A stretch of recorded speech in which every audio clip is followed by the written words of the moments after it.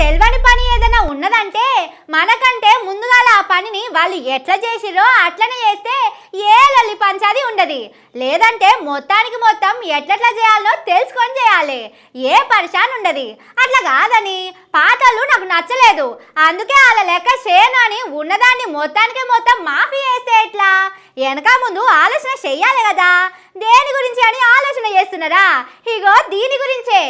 Group 2 పరీక్షలు వాయిదేస్తామని చెప్పి హామీ ఇచ్చి వాళ్ళను సల్లగా చేసిర్రు. మీరు రాస్తే రాయిర్రి, లేకుంటే లేదని మొండిగా డిఎస్సి పరీక్ష పెట్టిర్రు. ఇక రాసేటోళ్ళు రాసిర్రు, రాయనోళ్ళు పరీక్ష అయిపోయినాక వాళ్ళకు తెలిసిన పద్ధతులల్లా మళ్ళా ఉద్యమం చేసేందుకు తయారైతున్నారు. పాపం గురుకులాల టీచర్ల పంచాయతీ అయితే ఇంకా ఓడవకనే పాయే. ఇప్పుడు జీవో నెంబర్ 46ను ఎత్తేయాలని నిరుద్యోగులు విద్యార్థులు మళ్ళా రోడ్ల మీదకి వచ్చిర్రు. వీళ్ళకంటే ముందున్నోళ్ళు సర్కారు కొలువులు ఇచ్చేటప్పుడు ఎవలకు అన్యాయం కాకుండా 46 నెంబర్ జీవో తీసుకొచ్చిర్రు. అప్పట్లో కాంగ్రెస్ పార్టీ పిటిషన్ వేసుడుతోటి మేము అధికారంలోకి వస్తే ఆ స్టే ఎత్తేస్తామని కాంగ్రెస్ పార్టీ ఎలక్షన్లలో ప్రచారం చేసుకొని నిరుద్యోగులు విద్యార్థుల ఓట్లు వేపించుకుంది. అధికారంలోకి రాగానే ఆ జీవో మీద ఇచ్చిన మాట మర్చిపోయింది. ఇప్పటిదాకా అసలు ఆ జీవో ఊసే ఎత్తుతలేదు. ఇచ్చిన మాట మీద నిలబడాలని జీవో నెంబర్ 46 మీద ఉన్న స్టే ఎత్తేసి కొలువులు భర్తీ చేయాలని నిరుద్యోగులు